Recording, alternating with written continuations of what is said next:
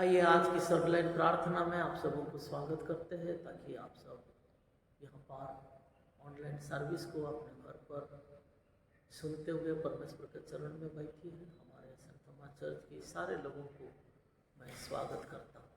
पाठ पढ़ने वाले लोगों को जो जो आज पाठ दिया गया है उन सारे लोगों के माध्यम से हम सब अच्छी तरीक़ा से वचन को सुन सके। जो बच्चे आराधना करते हैं उनकी स्तुति प्रशंसा को हर स्थिति में हम परिपूर्ण होकर के प्रभु के चरणों में जाए। तो आइए अपन प्रार्थना करेंगे। धन्यवाद देते पिता, प्रभु तेरी स्तुति करते, तेरा महिमा करते, तेरे जय जयकार करते।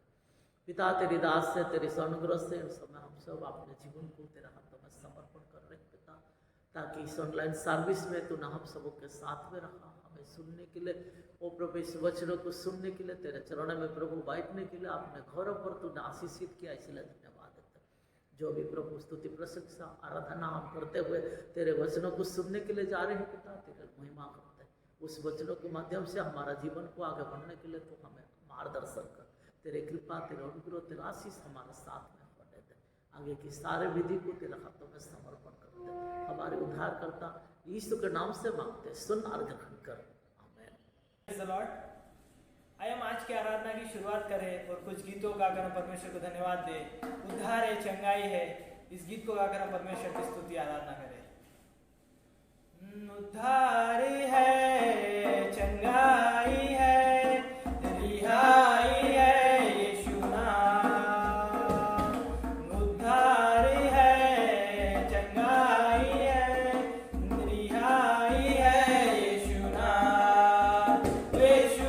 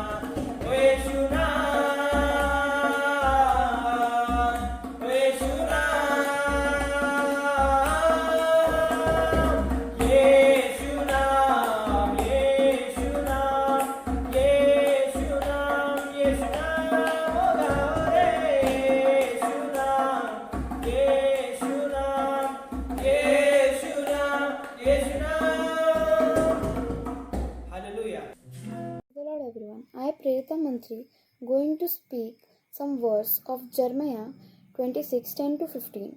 When the princes of Judah heard these things, they came up from the king's house to Yahweh's house, and they sat in the entry of the new gate of Yahweh's house. Then spoke the priest and the prophets to the princes and to all the people, saying, This man is worthy of death, for he has prophesied against this city, as you have heard with your ears. Then spoke Jeremiah to all the princes and to all the people, saying, Jehovah sent me to prophesy against this house and against this city all the words that you have heard. Now, therefore, amend your ways and doings, and obey Jehovah your God's voice, and Jehovah will repent him to the evil that he has pronounced against you.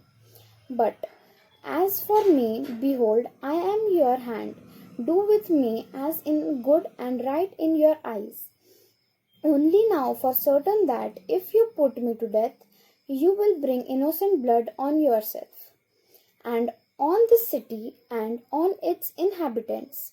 For of truth Jehovah has sent me to you to speak all these words in your ears. Thank you. सभी को praise the Lord. आइए अपन वचन में चलते हैं। प्रेरितों के काम 11वां अध्याय 27 से 12 का 3 तक।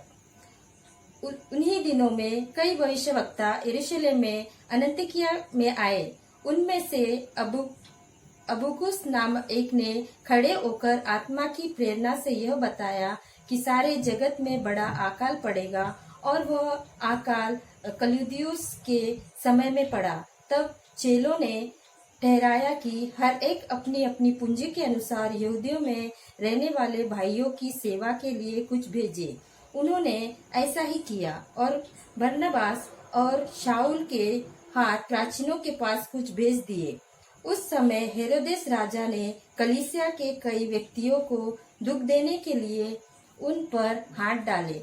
उसने यूहन्ना के भाई याकूब को तलवार से मरवा डाला। और जब उसने देखा कि यहूदी लोग इससे आनंदित होते हैं, तो उसने पतरस को भी पकड़ लिया। वे दिन अख़मीरी रोटी के दिन थे। ये प्रभु का वचन है। परमेश्वर का धन्यवाद। आप सभी को मसीह के नाम में जय मसीह की। आज का शास्त्र पाठ है भजन संहिता उसका 15वां अध्याय 1 से लेकर 5 तक। हे परमेश्वर, तेरे तंबू में कौन रहेगा? तेरे पवित्र पर्वत पर कौन बसने पाएगा? वह जो खराई से चलता और धर्म के काम करता है और हृदय से सच बोलता है, जो अपनी जीभ से निंदा नहीं करता और न अपने मित्र की बुराई करता और न अपने पड़ोसी की निंदा सुनता है, वह जिसकी दृष्टि में निकम्मा मनुष्य तुच्छ है और जो यहोवा के डरवैयों का आदर करता है, जो शपथ खाकर बदलता नहीं, चाहे हानि उठानी पड़े, जो अपनी रुपया ब्याज पर नहीं देता और निर्दोष की हानि करने के लिए घूस नहीं लेता। जो कोई ऐसी चाल चलता है वह कभी न डगमगाएगा। ये परमेश्वर का वचन है। परमेश्वर का धन्यवाद हो। आमीन।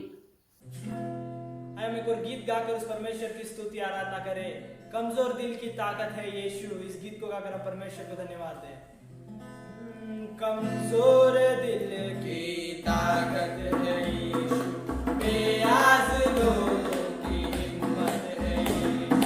कमजोर दिल की ताकत है यीशु, बेआस लोगों की हिम्मत है यीशु। तो गालो यीशु नाम, बन जाएंगे काम। तो गालो यीशु नाम,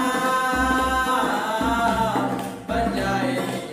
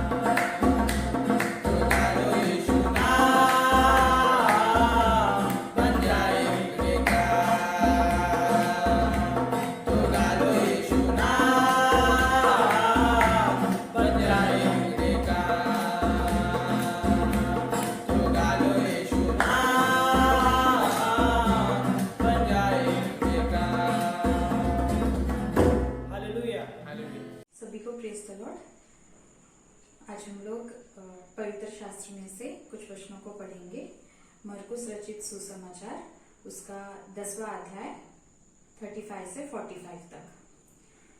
तब जब्दी के पुत्र याकूब और यूहन्ना ने उसके पास आकर कहा, हे गुरु, हम चाहते हैं कि जो कुछ हम तुझसे मांगे वह तू हमारे लिए करे। उसने उनसे कहा, तुम क्या चाहते हो कि मैं तुम्हारे लिए करूं? उन्होंने उससे कहा, हमें यह दे कि तेरी महिमा में हम में से एक तेरे दाहिने और दूसरा तेरे बाएं बैठे। यीशु ने उनसे कहा, तुम नहीं जानते कि क्या मांगते हो। जो कटोरा मैं पीने पर हूँ क्या तुम पी सकते हो, और जो बपतिस्मा मैं लेने पर हूँ क्या तुम ले सकते हो? उन्होंने उससे कहा, हमसे हो सकता है। यीशु ने उनसे कहा, जो कटोरा मैं पीने पर हूँ तुम पियोगे, और जो बपतिस्मा मैं लेने पर हूँ उसे लोगे। पर जिनके लिए तैयार किया गया है उन्हें छोड़ और किसी को अपने दाहिने और अपने बाएं बैठाना मेरा काम नहीं। यह सुनकर दसों याकूब और यूहन्ना पर रिसियाने लगे। तो यीशु ने उनको पास बुलाकर उनसे कहा, तुम जानते हो कि जो अन्य जातियों के हाकिम समझे जाते हैं वे उन पर प्रभुता करते हैं, और उनमें जो बड़े हैं उन पर अधिकार जताते हैं। पर तुम में ऐसा नहीं है, वरन जो कोई तुम में बड़ा होना चाहे वह तुम्हारा सेवक बने, और जो कोई तुम में प्रधान होना चाहे वह सबका दास बने। क्योंकि मनुष्य का पुत्र इसलिए नहीं आया कि उसकी सेवा टहल की जाए, पर इसलिए आया कि आप सेवा टहल करें और बहुतों की छुड़ौती के लिए अपना प्राण दें। ये परमेश्वर का वचन है। परमेश्वर का धन्यवाद हो। आइए आज की चार शास्त्र पाठ को जब अपन देखते हैं, यिर्मयाह नबी का पुस्तक उसकी 26 चैप्टर 10 से 15, प्रेरितों की नया नियम से उसकी 11 अध्याय 27 से पूरा और 12 अध्याय 1 से 3, और मरकुस रचित सुसमाचार उसकी 10 अध्याय 35 से 45, और भजन संगीता 15। इन सारे बातों को जब अपन देखते हैं उसमें एक ही उद्देश्य, एक ही विषय को अपन देखते हैं कि आज विशेष करके एक त्योहार है। यूहन्ना का भाई तथा 12 प्रेरित में से सबसे पहले से होने वाले प्रेरित याकूब के लिए धन्यवाद देना है। आज विशेष करके प्रेरित याकूब का पर्व है, उसी के लिए हम परमेश्वर के चरण में अपने आप को रखेंगे। आज की जब हम शास्त्र पाठ को जब अपन देख रहे हैं, ताकि उसमें हम अगर मरकुस रचित सुसमाचार उसकी 10 अध्याय उसकी 35 से अगर यदि पढ़ते हैं, उसमें एक बात को अपन देखते हैं।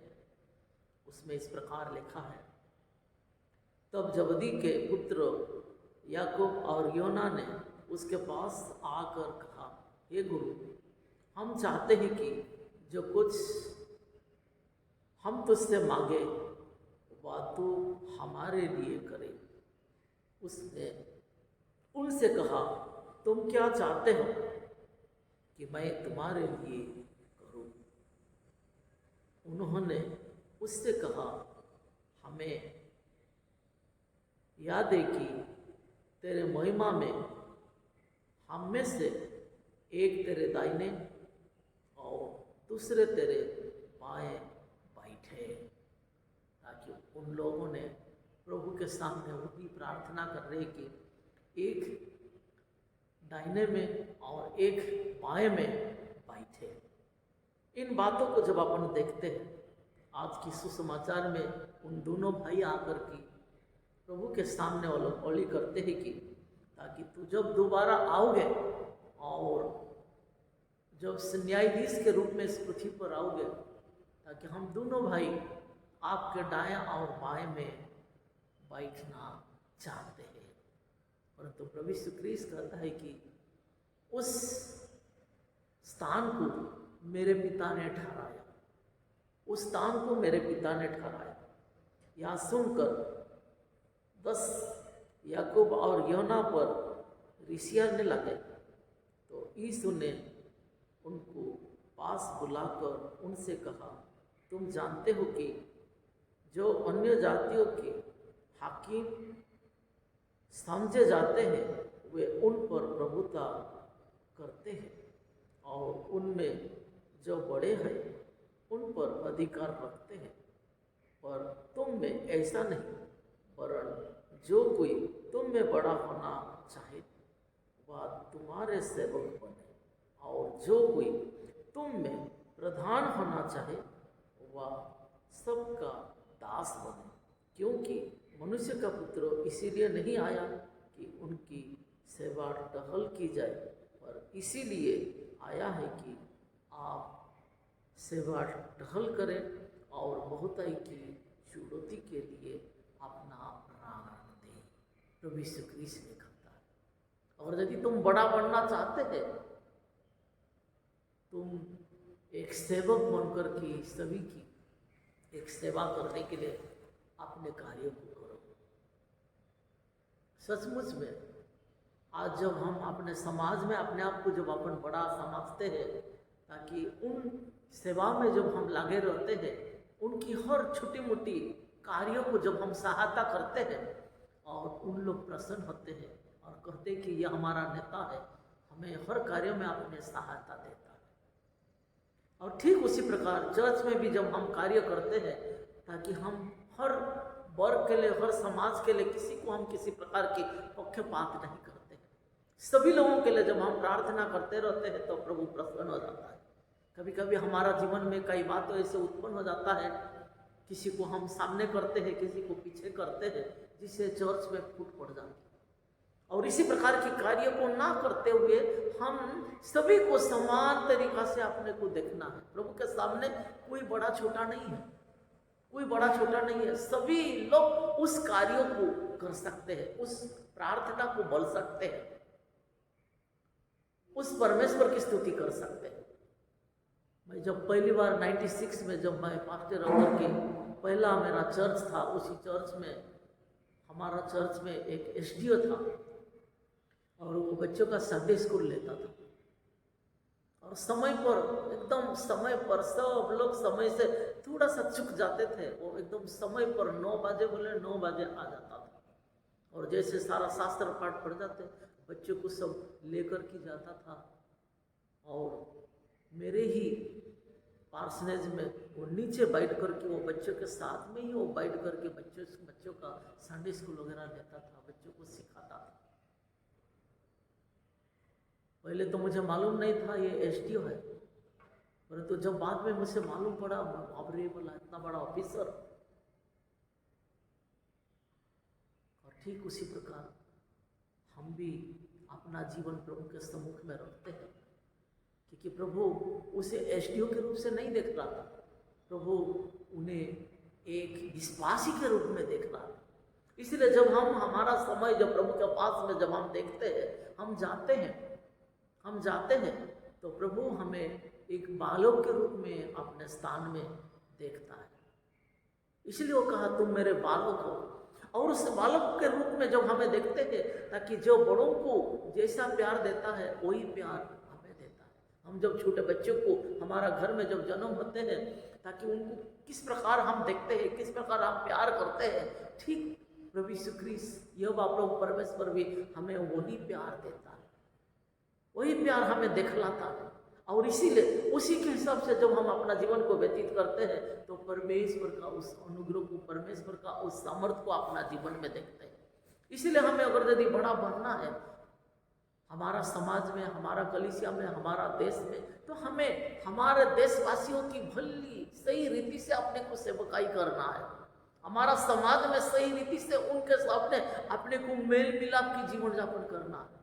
किसी के विरुद्ध में, किसी के पक्षपात अपने को ना करते हुए प्रभु के सम्मुख में उसी तरीका से अपने को बैठना है, उसी तरीका से परमेश्वर के चरणों में अपने आप को रखना है। तो जिसके कारण हमारा जो वर्ग है, हमारा जो समाज है, हमारा जो कलीसिया है, हमें मान सम्मान देते हैं। और इसलिए सभी को समान तरीका से देखते हुए हमारा जीवन को अपने को व्यतीत करना है, ताकि परमेश्वर की जो अनुग्रह है, परमेश्वर की जो आशीष है हमारे साथ में रहता है। और इसलिए प्रभु यीशु ख्रीस्त ने उन लोगों को वही कहता, ताकि उन लोगों ने तो प्रभु के सामने आकर के वही आशा से उन लोगों ने मांगे, परंतु प्रभु ने कहा कि नहीं, मेरे पिता ने पहले से ही ठहराया, पहले से ही ठहराया। इसलिए प्रभु की इच्छा के अनुसार अपने को मांगना भी बहुत जरूरी है।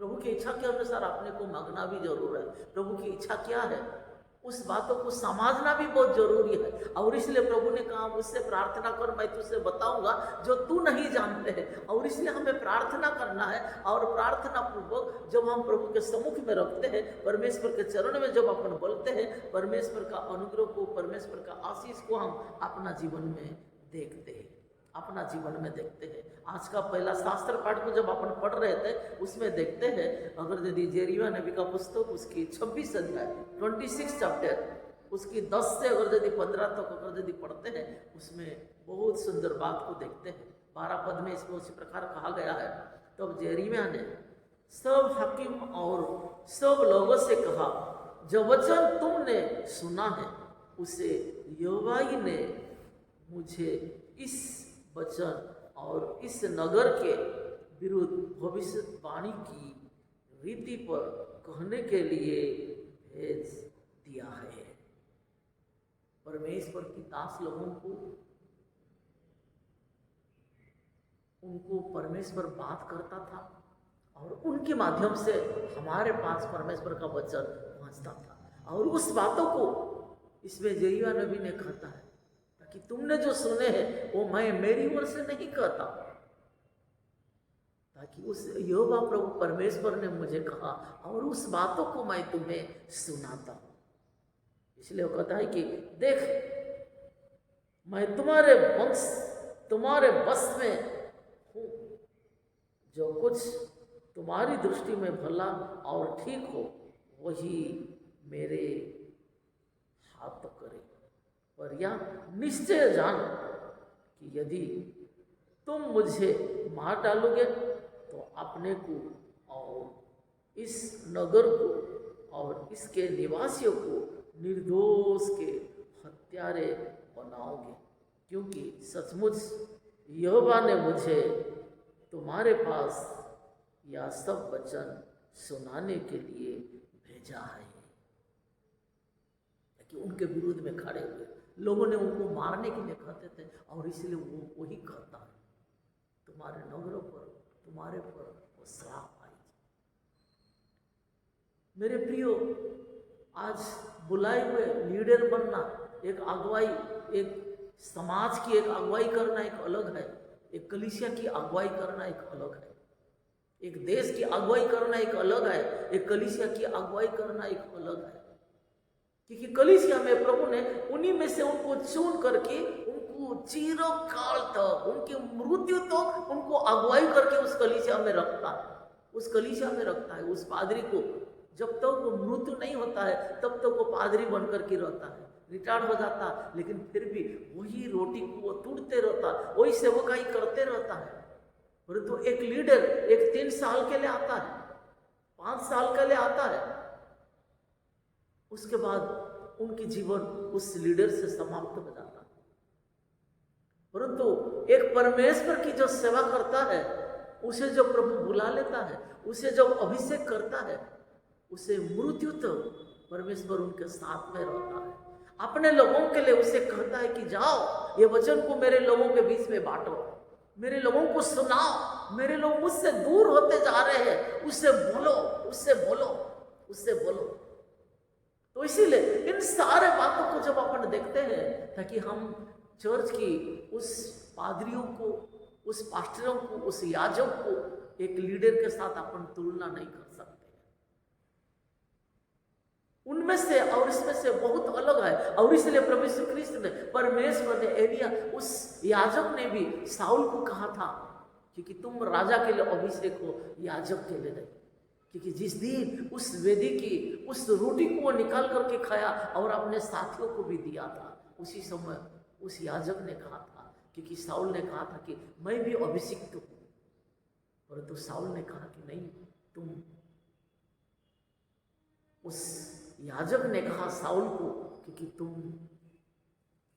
राजा के लिए अभिषिक्त हो, याजक के लिए नहीं। और इसलिए इस बातों को समझते हुए हमें अपने समाज में सेवा करने के लिए अपने को तैयारी रहना बहुत जरूरी है।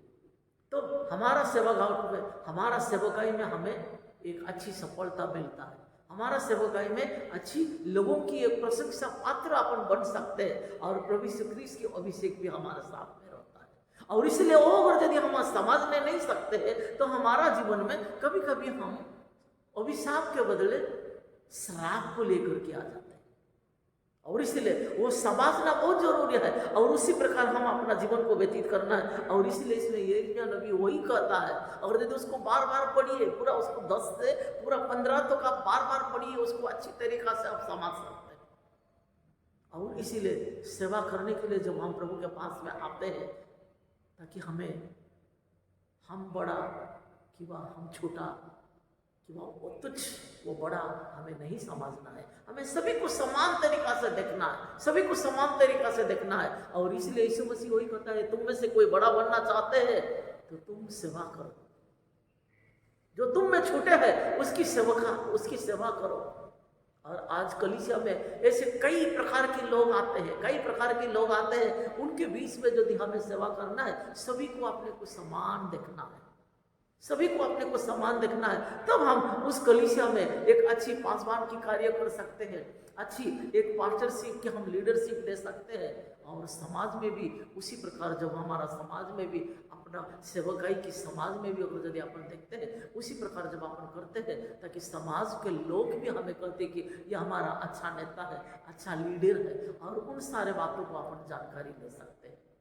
और इसलिए प्रभु कहता है, अगर यदि सबसे पहले शहीद होने वाला जो याकूब है, उन्हें प्रभु के सामने उस ओली किया था, वही मांगा था। और आज उस बातों को अपन देखते हैं, उन्हें क्या मांगा था प्रभु के सामने। प्रभु ने उनसे कहा, अगर यदि तू सेवा करना चाहते हैं और तुम में से कोई सेवा करना चाहते हैं, आपसी में भाईचारा प्रेम होते हुए, एक दूसरे को छोटा बनते हुए अपने कार्यों में आगे बढ़ो, तो हमारा समाज में हम एक बेदारी को देख सकते हैं, एक सामर्थ्य को देख सकते हैं, एक परमेश्वर का अनुग्रह को देख सकते हैं। ये सारी चीज़ों को यदि हमारा जीवन में नहीं है तो हमारा सेवकाई में हम व्यर्थ हो जाते हैं। और इसीलिए जो सेवा हमें दिया है उसे समझना बहुत जरूरी है, उस सेवकाई को समझना, उस सेवकाई को पहचानना बहुत जरूरी है। और अगर यदि उसको पहचानने नहीं सकते हैं तो हमारा जीवन में हम कई प्रकार की हमारा सेवकाई में हम डगमगाते हैं और हम सफलता प्राप्त नहीं कर सकते। तो इसीलिए प्रभु से अपने को पूछना है, और उस प्रभु हमें अगुवाई करता है, ताकि हमारा समाज में हमें कैसे किस प्रकार सेवकाई करना है, कैसे किस प्रकार अपने को बोलना है, वो सारे चीज़ों में हम समझते हुए परमेश्वर के चरण में अपने आप को रखना है। तो आइए इन सारे बातों को हम समझें और प्रभु के सम्मुख में रखें, और परमेश्वर के अनुग्रह, परमेश्वर के आशीष हमारे साथ में रहे। तो आइए अपन प्रार्थना करते हैं। धन्यवाद देते पिता, प्रभु तेरी स्तुति करते, तेरा महिमा करते, तेरे जय जयकार करते। सचमुच में प्रभु तूने जब हमें बुलाया है पिता, हमारा बुलाघाट को समझने के लिए तू हमें सहायता कर, हम उसे पहचान सके, समझ सके, और तेरे चरण में अपने आप को रख सके, ताकि तेरे कृपा, तेरे अनुग्रह, तेरा आशीष हमारे साथ में सदा सर्वदा रहे। और हमारा सेवा में तेरे प्रसन्नता को हम देखना चाहते हैं पिता। अगर यदि उस सेवकाई में तेरी उपस्थिति नहीं है तो हम तेरे प्रसन्नता को हम प्राप्त नहीं कर सकते। इसलिए आज जो भी हम करते हैं पिता, हमारा बुलाघाट में प्रभु तेरे उपस्थिति होने दीजिए, जिसके कारण हम तेरे सच्ची आशीष को, सच्चे अनुग्रह को अपना जीवन में प्राप्त कर सके। इसलिए तेरी स्तुति करते, तेरे महिमा करते, तेरे जय जयकार करते, अपने हृदय को, अपने अंतःकरण को, अपने तन मन को तेरे हाथों में रखते, हमारे उद्धार करता यीशु के नाम से मांगते, सुन और ग्रहण कर, आमीन। आइए इस समय हम सब अपने घर पर जहीं कहीं भी है, हम अपने स्थान पर सब खड़े हो जाते और विश्वास वचन को एक साथ अंगीकार करेंगे। पेज नंबर 165 गाना किताब में, मैं सर्वशक्तिमान पिता, स्वर्ग और पृथ्वी के सृष्टिकर्ता परमेश्वर पर विश्वास करता हूँ। मैं उसके एकलौते पुत्र हमारे प्रभु यीशु मसीह पर विश्वास करता हूँ। वह पवित्र आत्मा के सामर्थ्य से घर में आए और कुमारी मारिया से जन्मे। उसने पंतियुस पिलातुस के शासन में दुख भोगे और वह क्रूस पर चढ़ाए गए, मरे और गाड़े गए और मृतलोक में उतरे। तीसरे दिन वह जी उठे, वह स्वर्ग पर चढ़ गए और पिता के दाहिने और विराजमान हुए। वह जीवित और मृतों का न्याय करने के लिए फिर आएगा। मैं पवित्र आत्मा पर, पवित्र सर्वल की कलीसिया पर, संतों की संगति, पापों की क्षमा, देह की पुनरुत्थान और शाश्वत जीवन पर विश्वास करता हूं। आमीन।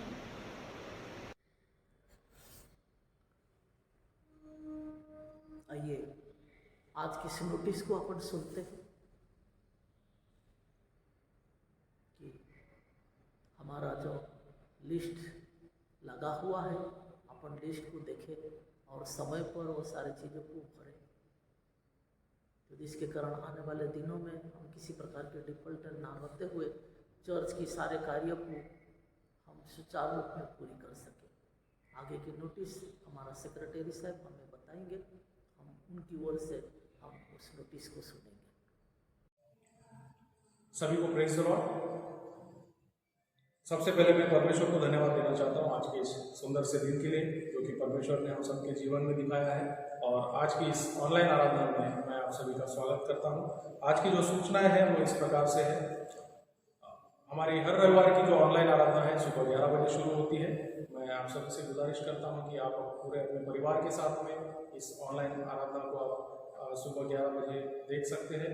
अगर आप उस समय अगर नहीं जुड़ पाते हैं तो जब कभी आपको समय मिलता है, इसका लिंक जो है हम लोग यूट्यूब का जो लिंक है वो हम हमारे चर्च के व्हाट्सएप ग्रुप पे शेयर करते हैं। उस लिंक को आप क्लिक करके आपको जब भी समय मिलता है इस आराधना में आप जुड़ सकते हैं।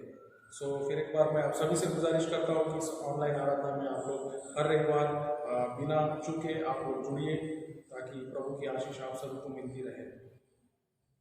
23 नागपुर डायसेसन काउंसिल का जो मीटिंग था वो दिनांक 14 और 15 जुलाई 2021 को सेंट माइकल स्कूल चंद्रपुर में संपन्न हुआ। और इस काउंसिल के जो मीटिंग में अलग अलग कमेटीज़ को चुना गया है, ऑफिस बेरर्स को चुना गया है।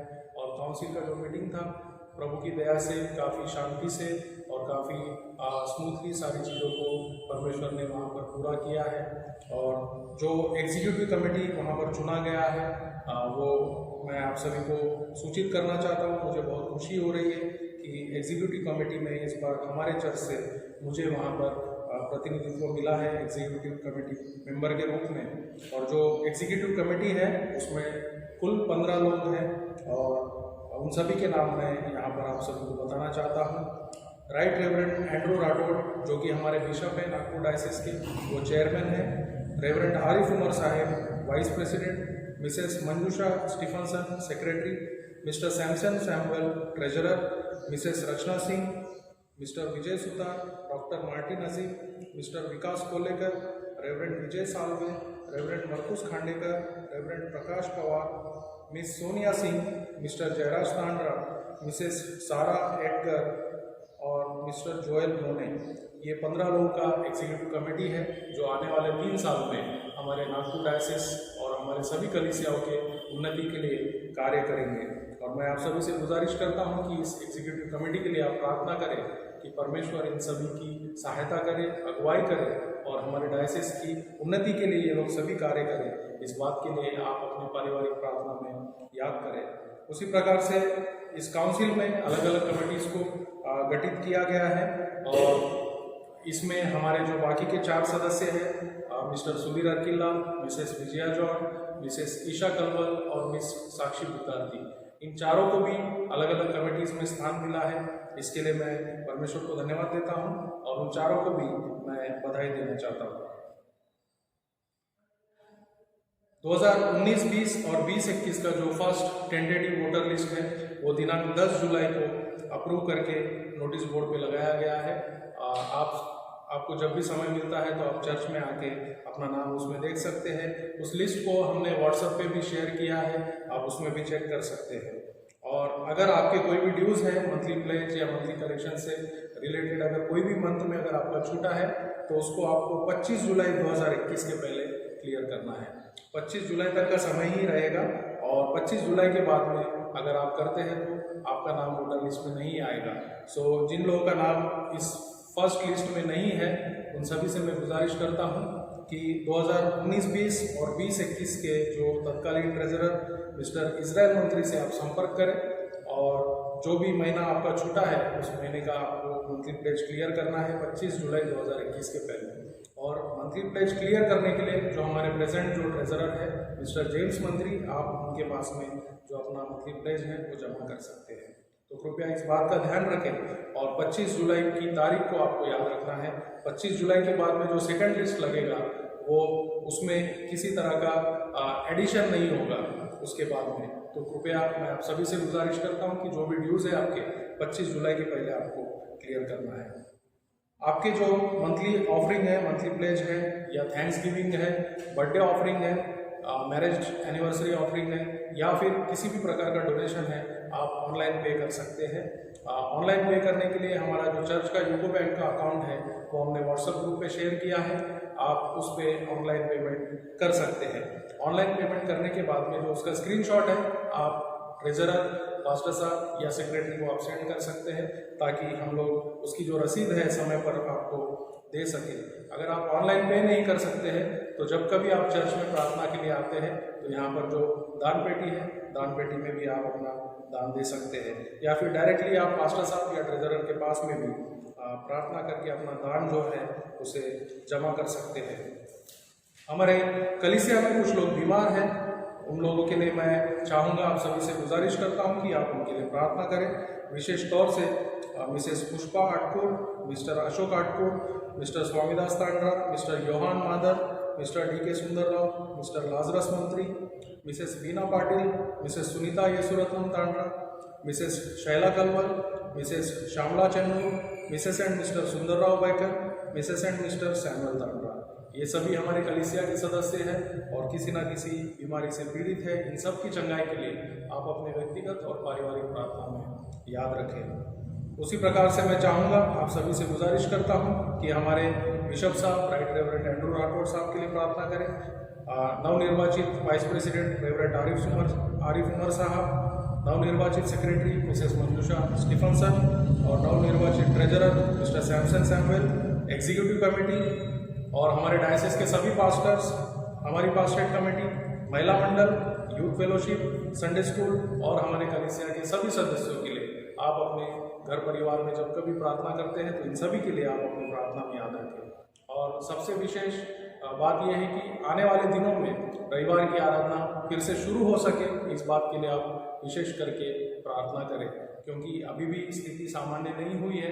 कोविड के जो केसेस हैं, थर्ड वेव जो है उसके आने की संभावना है, तो उस वेव से भी हमें परमेश्वर बचाए रखे, इस बात के लिए प्रार्थना करें। और रविवार की आराधना जो है वो वापस से शुरू हो सके, चर्च में हम लोग बैठकर प्रभु की आराधना कर सके, इस बात के लिए आप लोग प्रार्थना करें। और फिर एक बार आप सभी को धन्यवाद देता हूँ आज के इस दिन के लिए, परमेश्वर को धन्यवाद देता हूँ और इस नोटिस को आपने ध्यान से सुना इसके लिए धन्यवाद देता हूँ। और आपको अगर कुछ भी शंका या संदेह है तो आप मुझसे फ़ोन पर संपर्क कर सकते हैं। और अंत में आप सभी के स्वास्थ्य की कामना करता हूँ। आप अपने घरों में रहिए, सुरक्षित रहिए और प्रभु के संगति में रहिए। सो यहाँ पर अपनी सूचनाओं को समाप्त करता हूँ। Thank you very much. आइए इस समय हम लोग मध्यस्थी प्रार्थना में जाएंगे।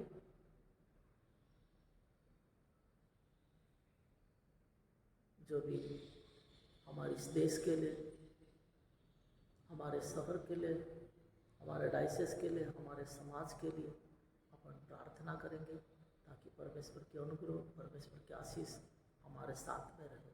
हम सब मिल करके मध्यस्थी प्रार्थना में जाएंगे।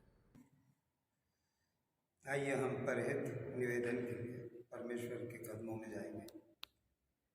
हम समस्त मानव जाति के लिए प्रार्थना करें और अपनी प्रार्थनाओं को प्रभु यीशु मसीह के निरंतर निवेदन के साथ अर्पित करें। हे पिता, हम प्रार्थना करते हैं कि समस्त संसार में न्याय और शांति स्थापित हो और प्रत्येक व्यक्ति भरपूर जीवन प्राप्त करे। हे दयावान प्रभु, हमारी प्रार्थना सुनिए। उन सब लोगों के लिए जो इस गांव नगर में रहते हैं, उन सब बातों को दूर करने के लिए जिनसे आपसी फूट और झगड़े होते हैं और हमारे देश में सच्ची एकता की बढ़ती के लिए हे दयावान प्रभु हमारी प्रार्थना सुनिए। उन सब लोगों के लिए जो कृषि, उद्योग अथवा व्यापार में लगे हुए हैं, सब मजदूरों और कारीगरों के लिए और उन सब के लिए जो हमारे देश की रक्षा करते हैं, हे दयावान प्रभु हमारी प्रार्थना सुनिए। अध्यापकों और छात्रों, वैज्ञानिकों, लेखकों और कलाकारों और उन सब व्यक्तियों के लिए जो अन्य लोगों के विचारों और भावनाओं को प्रभावित करते हैं, हे दयावान प्रभु हमारी प्रार्थना सुनिए। उन सब लोगों के लिए जो दुखी है, बेरोजगार है, भूखे प्यासे है, दरिद्र और दलित है, बीमार और मरणासन्न है, और उन सब व्यक्तियों के लिए जो ऐसे लोगों की सेवा और सहायता करते हैं, हे दयावान प्रभु हमारी प्रार्थना सुनिए। हमारे तथा अन्य देशों के सब शासकों के लिए, विशेषकर हमारे राष्ट्रपति, प्रधानमंत्री, इस राज्य के राज्यपाल और मुख्यमंत्री और उनके लिए भी जो लोगों पर किसी प्रकार का अधिकार रखते हैं, हे दयावान प्रभु हमारी प्रार्थना सुनिए।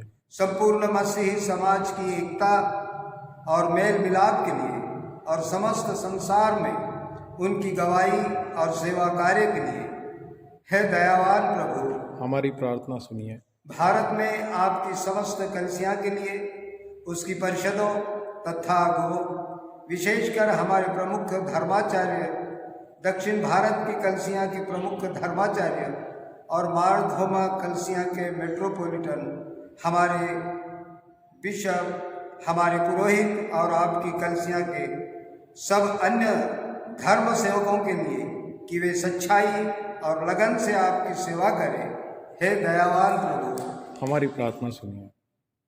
ये वर दे कि आपके उन सब भक्तों के साथ जिन्होंने अपने जीवन में सच्चाई से आपकी सेवा की है, हम भी आपके राज्य के शाश्वत आनंद में संभागी हो सके, हे दयावान प्रभु हमारी प्रार्थना सुनिए। सब मिल करके कहेंगे, हे स्वर्गीय पिता, अपने राज्य को शीघ्र प्रकट कीजिए और हमारी इन प्रार्थनाओं को सुनिए। हम आपके पुत्र, अपने प्रभु और उद्धारकर्ता यीशु मसीह के नाम से ये मांगते हैं, आमीन। आइए इस समय अपन दान के लिए गीत गाते हैं और इस दान के समय में अपना भेंट अपन प्रभु को चढ़ाएंगे, ताकि जो भी हम आज भेंट चढ़ाना चाहते हैं उसे परमेश्वर के हाथों में दिए। सेनाओं का यहोवा हमारे संग संग है, याकूब का परमेश्वर हमारा ऊंचा गढ़ है। सेनाओं का यहोवा हमारे संग संग है, याकूब का परमेश्वर हमारा ऊंचा गढ़ है। जिसने आकाश बनाया, जिसने पृथ्वी बनाई, हो जिसने आकाश बनाया, जिसने पृथ्वी बनाया,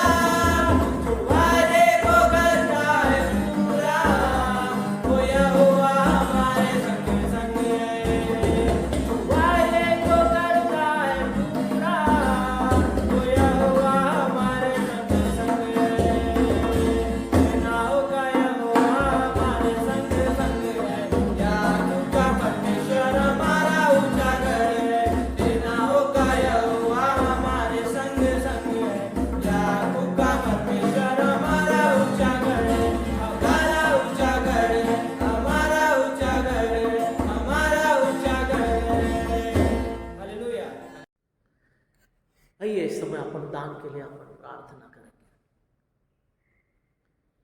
धन्यवाद देते पिता, प्रभु तेरी स्तुति करते, तेरा महिमा करते, तेरे जय जयकार करते। पिता तेरी दास से, तेरी अनुग्रह से इस समय हम सब अपने जीवन को तेरे हाथों में समर्पण करते हैं पिता। जो भी प्रभु भेंट हमने प्राप्त की है पिता, उन भेंट को प्रभु हम तेरे चरण में लेकर के आ रहे हैं। तू उसे स्वीकार कर और जिस हाथों से दिए पिता तू उससे सुचित कर, जिस भंडार से निकाले पिता तू उससे परिपूर्ण कर इस दान के माध्यम से, ताकि हमारी इस कलीसिया में तेरे बेदारी होने दीजिए और तेरे राज्य इस पृथ्वी पर पूरी हो सके, ताकि तेरी आशीष हम सबों के साथ में रहे। इसलिए तेरी स्तुति करते हुए, तेरा महिमा करते हुए इस भेंट को प्रभु हम तेरे चरण में रखते हैं और प्रार्थना करते हैं पिता, जो भी प्रभु हमारा कलीसिया में कोई बीमारी है, अगर किसी को तकलीफ है, सारे लोगों को तेरे हाथों में रखते हैं। उन पर तो कृपा कीजिए, अनुग्रह कीजिए, उन्हें सरस कीजिए, उन्हें चंगाई दीजिए। हमारे सेंट थॉमस चर्च की सारे परिवार को तेरे हाथों में समर्पण करते, सारे जवान युवती को, सारे बच्चों को, वो प्रभु सारे बुजुर्गों को, सारे मध्यम वर्ग को तेरे हाथों में रखते। इन दिनों में जो बच्चे सब प्रभु पढ़ाई कर रहे हैं पिता, उन सबों के साथ में हो लीजिए और तेरा आशीष, तेरे कृपा हर एक के साथ में सदा सर्वदा होने दीजिए, ताकि हम एक दूसरे से बढ़ चढ़ करके प्रभु तेरे चरण में अपने आप को रख सके। अच्छी बारिश तूने दिया है पिता, इसलिए धन्यवाद देता है।